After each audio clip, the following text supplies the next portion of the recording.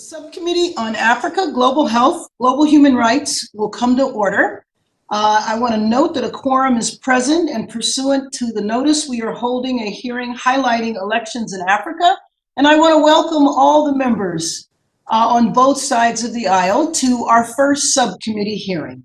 Without objection, the chair is authorized to declare a recess of the subcommittee at any point, and all members will have 5 days to submit statements, extraneous material, and questions for the record, subject to the length limitation in the rules. To insert something into the record, please have your staff email the previously mentioned address or contact full committee staff. As a reminder to members, please keep your video function on at all times, even when you are not recognized by the chair. Members are responsible for muting and unmuting themselves, and please remember to mute yourself after you finish speaking. Consistent with HRES 965 and the accompanying regulations, staff will only mute members and witnesses as appropriate when they are not under recognition to eliminate immediate noise. I will now recognize myself for opening remarks.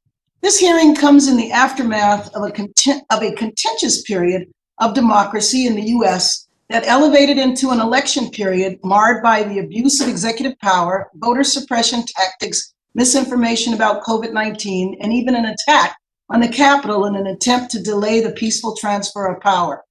What happened in the U.S. over the last year is similar to what U.S. officials and international observers have said about many elections around the world, including Europe, Asia, Latin America, and Africa. What is different, of course, is that in the United States, our democracy is still strong, and even after a disruption, we were able to continue to the peaceful transfer of power. As we try to process and reconcile the U.S. issues, we also recognize the need for a greater perspective on how to engage more meaningfully during election cycles with African partners who are in the process of building and strengthening their democracies while facing specific country challenges, including entrenched leadership, economic hardship, civil war, terrorism, humanitarian crisis, and now, of course, COVID-19. Our subject is Africa today. There are positive examples to report. There are free and fair elections and credible elections in many African countries, such as Cape Verde, Ghana, Botswana, South Africa, and most recently in Niger. So while we are here today to look at countries that struggle with free, fair, and credible elections, I would like our witnesses to elaborate on successful elections as well. This year, the continent is scheduled to hold 13 presidential or general elections. We are watching these elections closely to listen and learn about areas where we can assist in promoting democratic societies. Recognizing that elections are a snapshot in time, we can use their conduct, outcome, and post-election events as a measure of democratic strength. I believe democratic governance is a shared value between the United States and Africa, and Afrobarometer confirms this with its study findings that 7 out of 10 Africans aspire to live under democratic governance. Traditionally, U.S. policy toward Africa has focused on development assistance, humanitarian aid, and crisis response. Without withdrawing that crucial support, we seek to expand our focus to mutually beneficial partnerships that build commercial relationships, generate resources to mitigate the impact of climate change, enhance the livelihoods of women, youth, and the disadvantaged, and strengthen efforts on peace and security. To effectively push the latter, we need credible leaders in Africa who are committed to democratic governance and know the importance of free, fair, transparent, and credible elections. We need to have a watchful eye on countries with armed conflicts as they prepare for upcoming elections, including Chad, Ethiopia, Libya, Niger, and Somalia, and their ability to hold free, fair, and credible elections given the military and political turmoil. We're particularly watchful of the fragility in the Horn of Africa, which is volatile and facing humanitarian crisis. Although Somalia postponed its election planned for February 8th, I agree with former U.S. Ambassador to Somalia, David Yamamoto, that the election should go forward as soon as possible to prevent backlash and increase instability in the country and the region. Also in the Horn, Ethiopia has elections scheduled in June. The country is extremely fragile as it simultaneously manages first-time multi-party voting, conflict in the Tigray region, and a humanitarian crisis. Although I applauded the initial efforts of the country to advance democracy, I am increasingly concerned by arrests, internet blackouts, hate speech, and other undemocratic actions currently going on and responsible to the Tigray crisis, as I noted in HRES 1183. Given the connection with the region, South Sudan, Eritrea, and Djibouti will be affected by instability in Somalia or Ethiopia. I remain concerned about the situation, and I seek the advice of the witnesses on how best to contribute to the conduct of credible elections in these tense and complex situations. Finally, we must also be concerned about COVID-19.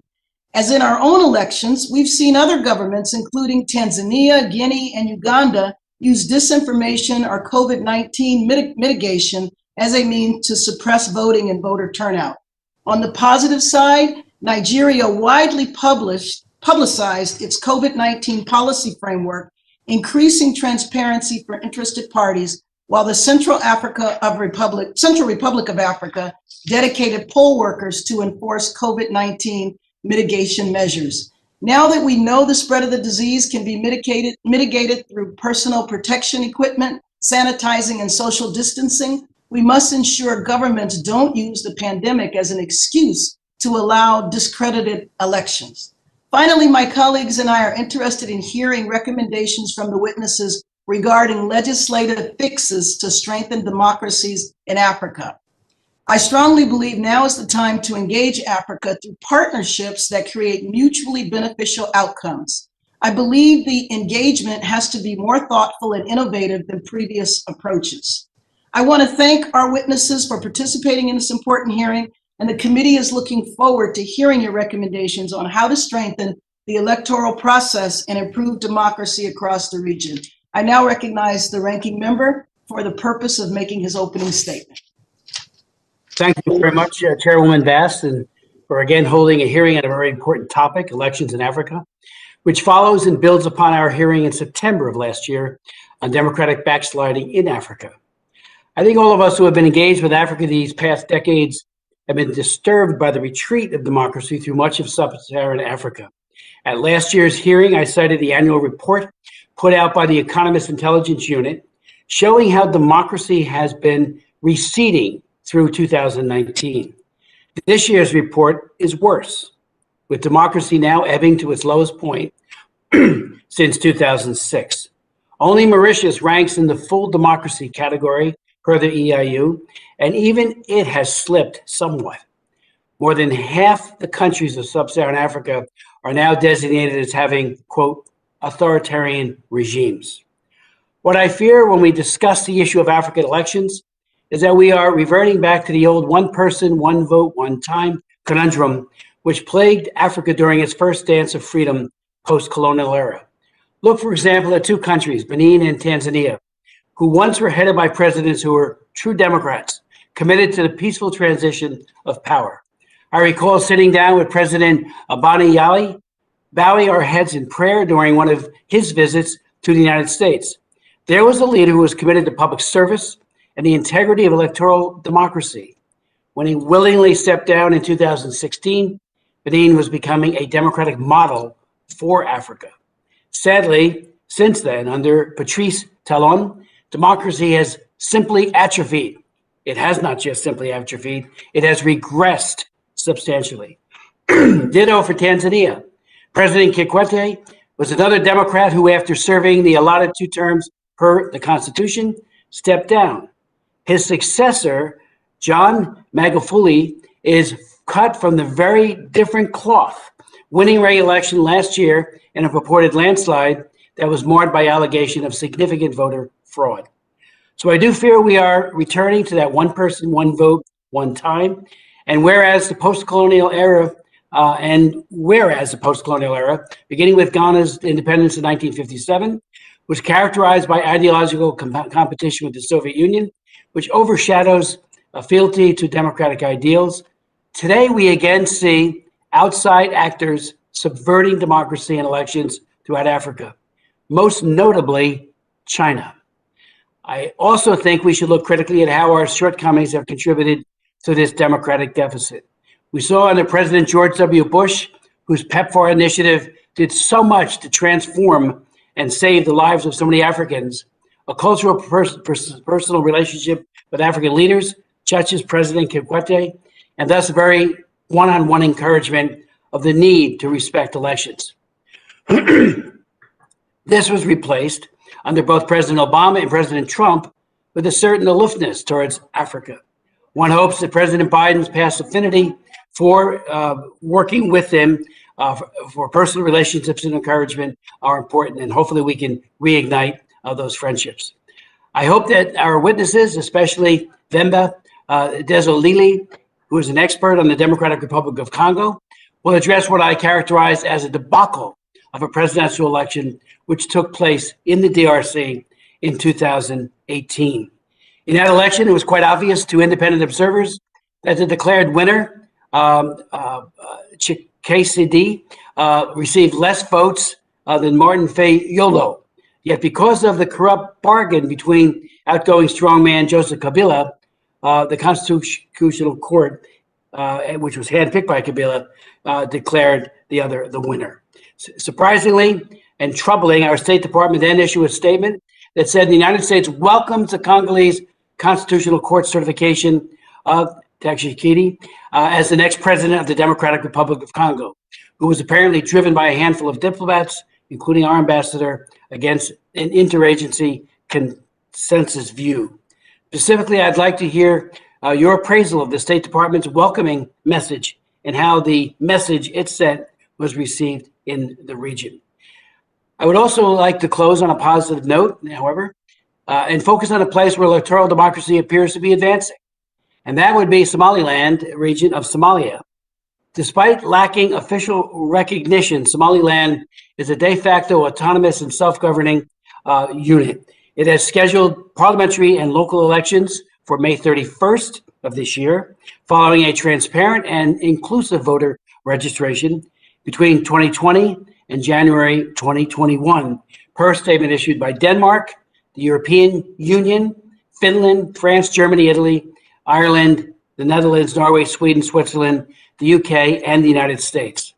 The election between the governing unity development of the Kulmiye party and two opposition parties, Justice and Welfare included, looks like it will be robustly contested.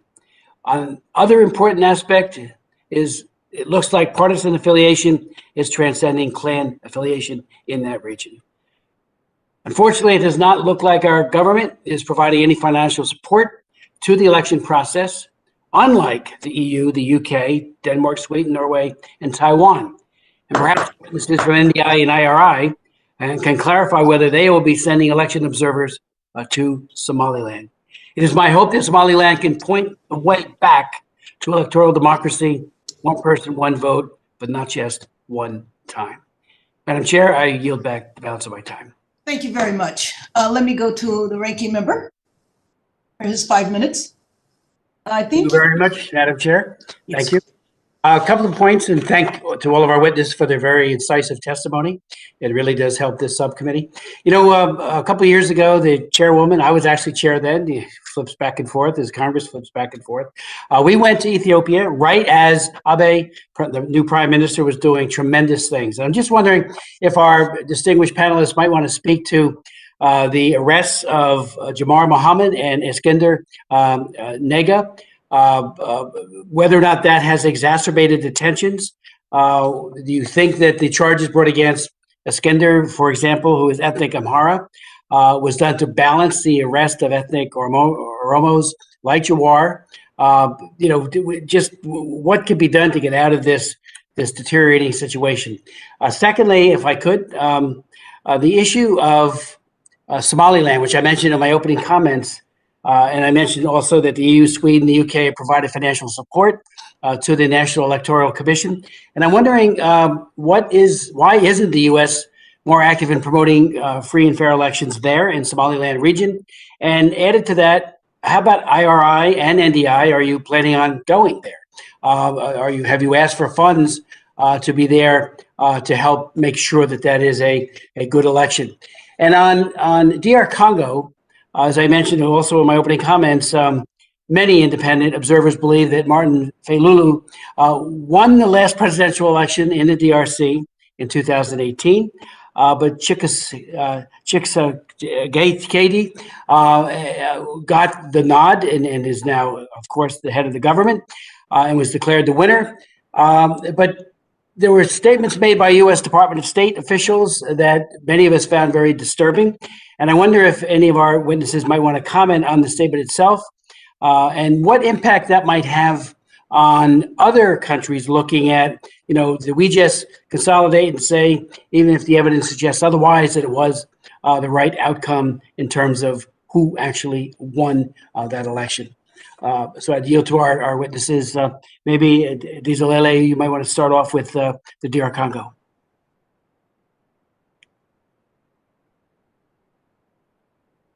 Thank you, Ranking Member Smith. The DR Congo is obviously a very complicated case. We had the elections that you have referenced. 2 years after those elections, things have changed quite a bit. That is the fact that you have presented what was accepted at the time, the challenge about the result of the election. The president of the Electoral Commission was eventually sanctioned over this. The US did sanction him. But I think we also need to come back to today. Today, there's a serious shift that's happening in Congo.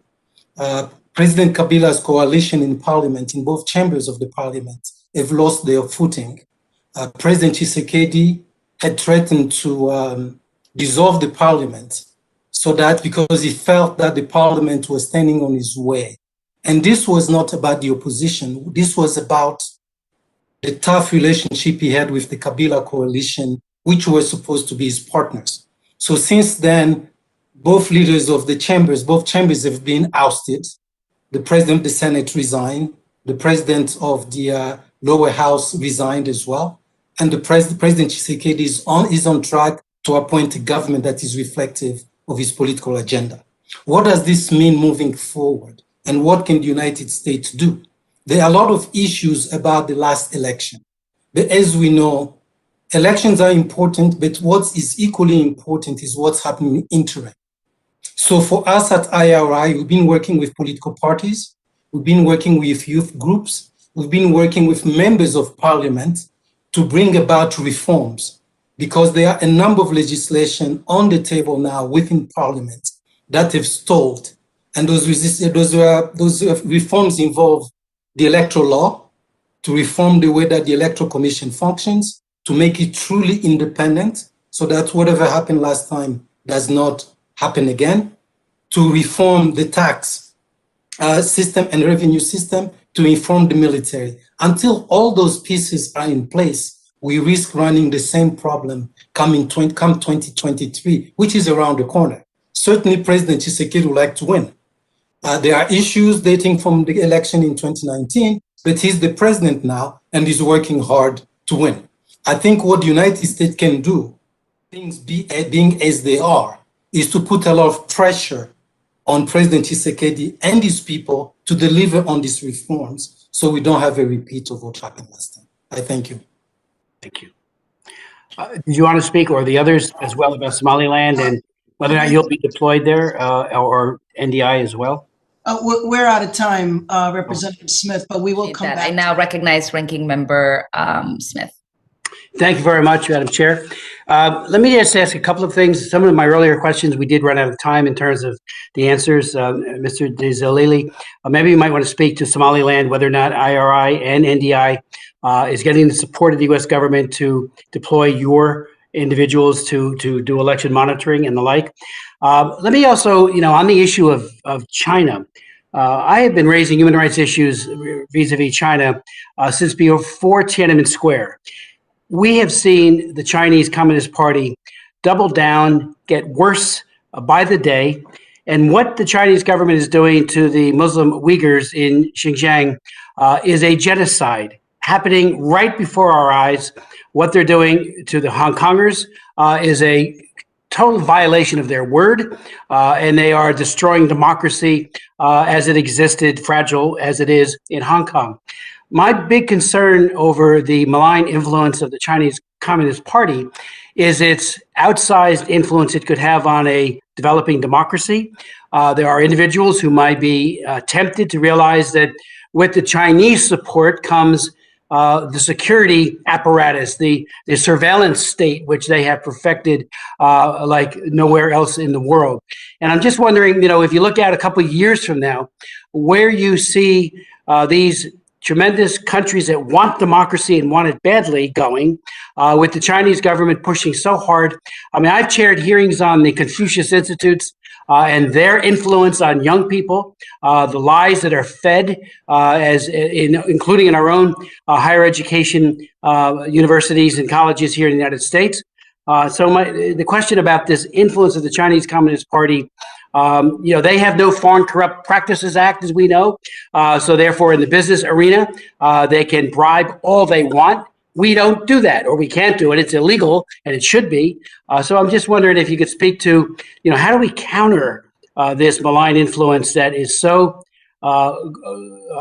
ever present and growing in its focus? Because we know, the intentions, or we think we know the intentions of Xi Jinping. It's not just China. It's not just the ASEAN countries in the region. It is beyond that. And Africa is right in the crosshairs of where they want to get or fleece African countries of their minerals, of their oil, and the like. And so if you could speak to those issues, I would deeply appreciate it.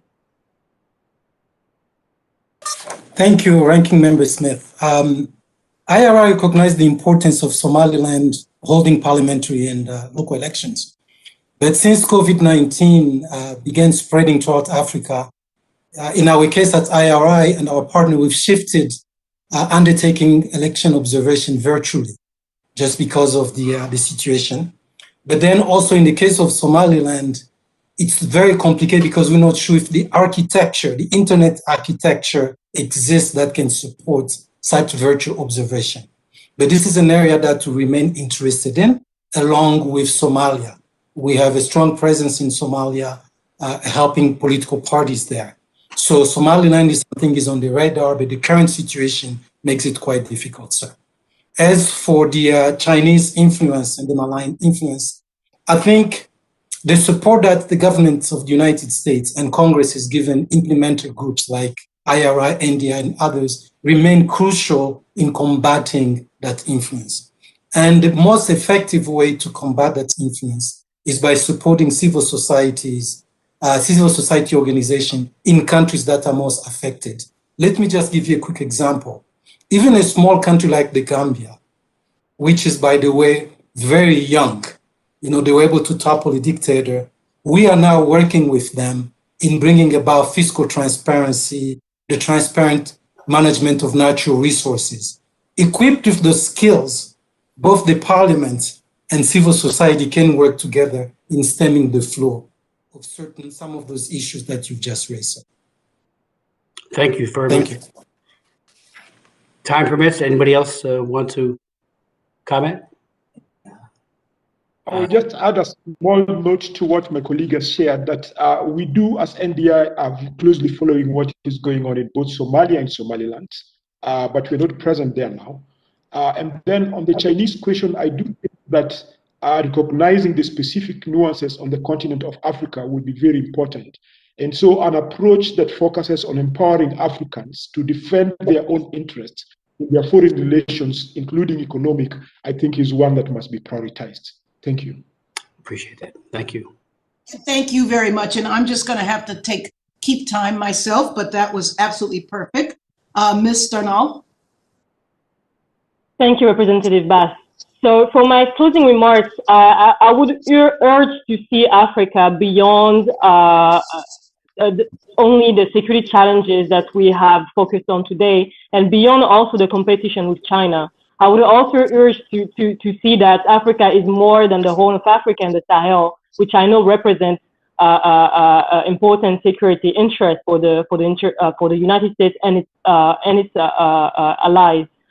Just coming back to a point that Representative Omar said and one of Representative Jacob's question earlier, I think it is also important to reevaluate and really assess carefully and regularly the impact of security assistance, whether it actually brings positive results or has negative impacts. I'm thinking, for example, or context in which security assistance to security forces were linked after that to abuse of violence by the same forces.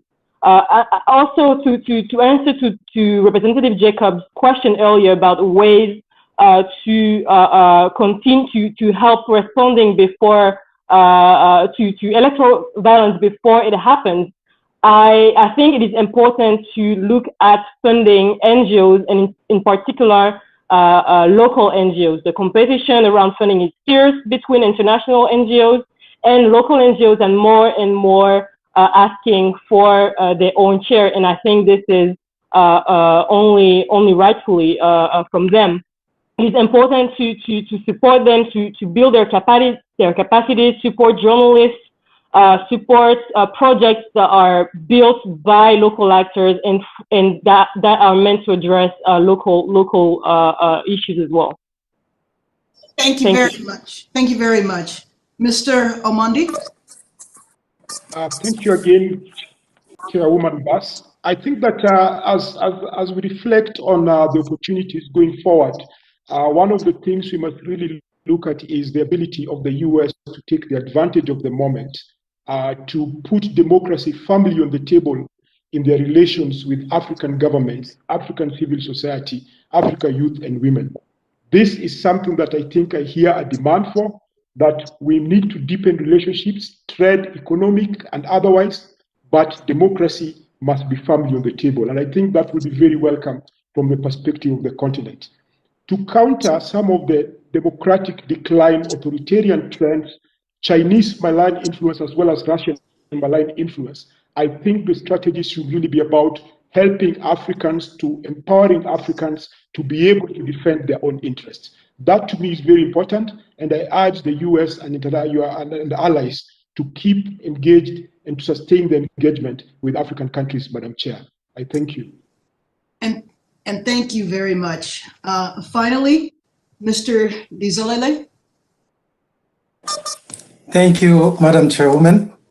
I think for us and for Africa is often viewed from the United States through the binary prism of security or democracy, when in fact both are one and the same, just different coin, a different side of the same coin.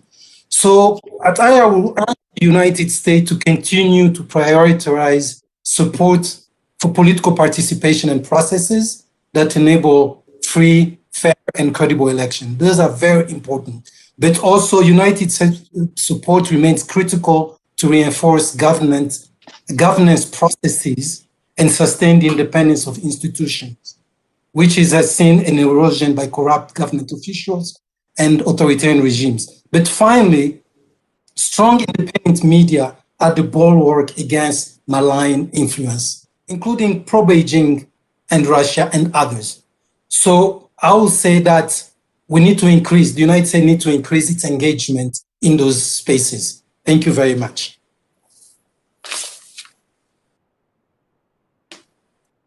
Thank you very much. And let me thank all of the witnesses today. And I want to take to heart what you said. Dr. Odu, you talked about infrastructure. We are very, very, very committed to not just looking at Africa through the prism of security and China. And I often say when people are critical of China, and I am too, but to me, our role is to have the United States step up. And so in this committee, infrastructure is a key issue. But one of the things that you could do would be to give us specifics that can be legislative proposals or appropriation proposals in terms of resources. Where should resources be targeted? That would be very, very helpful. And in terms of engaging with the regional economic communities, and I would say this across the board to all of you, to the extent that you can give us very specific ideas of what legislatively would be helpful to helping the regional economic communities, to helping democracy will be very, very important. And in terms of Africa, being able to support Africa defending its own interest itself, please, very specific so that we can then go from this hearing and propose specific legislative ideas. Feel free to get back to the staff in writing what your ideas are. I thank you so much for your time, and I look forward to staying in contact with you. And then most importantly, when our lives are back to normal, I look forward to going and participating with NDI and IRI again on election observation. That is such a rich, valuable experience. And frankly, I think the world has seen that we have challenges within our own democracy. The battle for the right to vote continues until this day, making sure that everybody in the United States that is eligible to vote, that wants to vote, can vote freely and easily. And so I am hoping that what the African countries can learn from us is that we have weaknesses in our democracy, but yet in the United States, we can openly challenge those weaknesses. We can make proposals. We can fight it out in terms of court or legislatively, peacefully always. And I, again, just want to thank you for taking the time out to be with us today. And with that, the hearing is adjourned.